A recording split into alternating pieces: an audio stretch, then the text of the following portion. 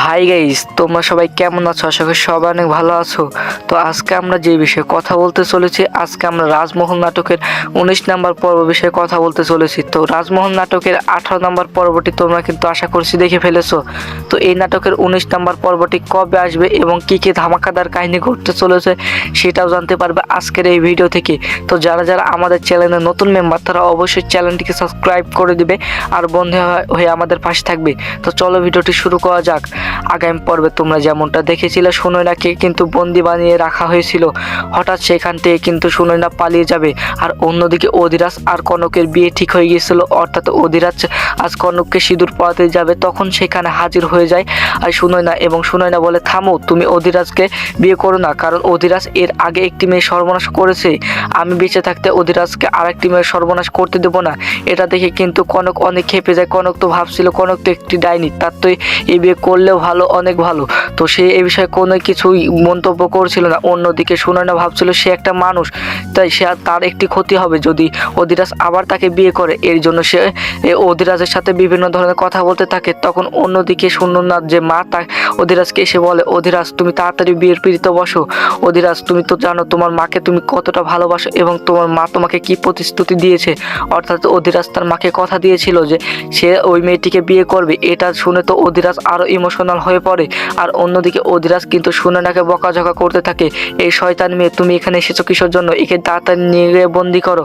তবে সুনয়না বলে, আর বন্দি করতে পারবেন না আমাকে, আপনি বেঁচে থাকতে আর আপনাকে আরেকটি বিয়ে করতে দেব না।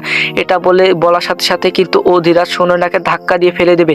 আর সেখান থেকে কিন্তু উঠে গিয়ে সুনয়না বলবে যে আপনার মাই তো আপনাকে শিক্ষা দিতে পারেনি, আপনার মা আপনাকে শেখায়নি যে একটি মেয়ের সাথে কেমন ব্যবহার করতে হয়, কেমন আচরণ করতে হয়।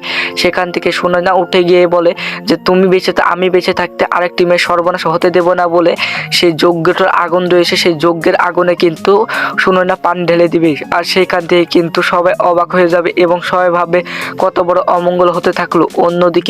অন্যদিকে চন্দ্রলেখা ভাবছিল যে আমি পৃথিবীর সবচেয়ে বড় পিশাচ হয়ে উঠবো। এই জন্য সে অনেক মনে মনে খুশি ছিল, এর জন্য সে অনেক মজা করছিল। আর এই দিকে কিন্তু অধিরাজ কিন্তু সুনয়নাকে ধাক্কা মেরে ফেলে দিয়েছে। এটা দেখে কিন্তু কনক তার দিকে অনেক মায়াবী চেহারাতে এগিয়ে আসে এবং তার হাত বাড়িয়ে দেয় সুনয়নার দিকে। সুনয়না তার হাত ধরে উপরে উঠে আসে এবং উপরে উঠে আসার পর আপনারা এই এপিসোডটি দেখলে, 19 নম্বর এপিসোডটি দেখলে বুঝতে পারবেন যে এখানে কনক কতটুকু অভিনয় করেছে।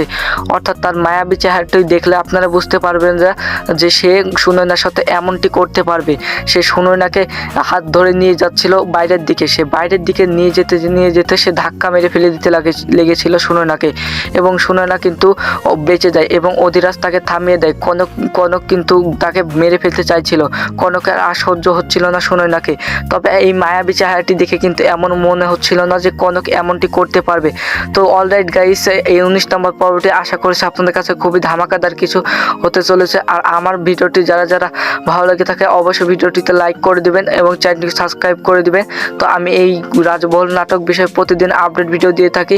সবাই ভালো থাকবেন, সুস্থ থাকবেন, আল্লাহ হাফেজ।